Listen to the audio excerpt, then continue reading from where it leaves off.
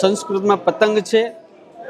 આપણા ઋષિમુનિઓની જે સરસ મજાની પરંપરા છે, આજના દિવસે સૂર્ય ઉત્તરાયણની અંદર ગતિ કરે એટલે એના જે કિરણો હોય, એના જે આભા હોય, એની જે ઉર્જા હોય, એ મનુષ્યના સ્વાસ્થ્યની અંદર ઓર શક્તિ અને સ્કિન તેજસ્વી કરે છે. એટલા માટે ઋષિઓએ અગાશી ઉપર ચડીને પતંગ ચગાવવાનું કીધું છે.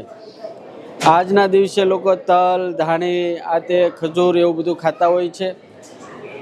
આજે દાદાના દરબારની અંદર એવી હું દાદાને પ્રાર્થના કરું છું કે સૌના જીવનની અંદર પતંગ જેવું જીવન આકાશની અંદર પ્રગતિ કરે. દાદાને સરસ મજાનો શણગાર, પતંગના શણગાર, આખા મંદિર પતંગોથી શણગારવામાં આવ્યું છે. આજે લાખો હરિભક્તોએ દાદાના સરસ મજાના દર્શન કર્યા છે. દાદા આપ સર્વનું સર્વ રીતે મંગલ કરે એવી દાદાના ચરણોમાં પ્રાર્થના. જય શ્રી રામ.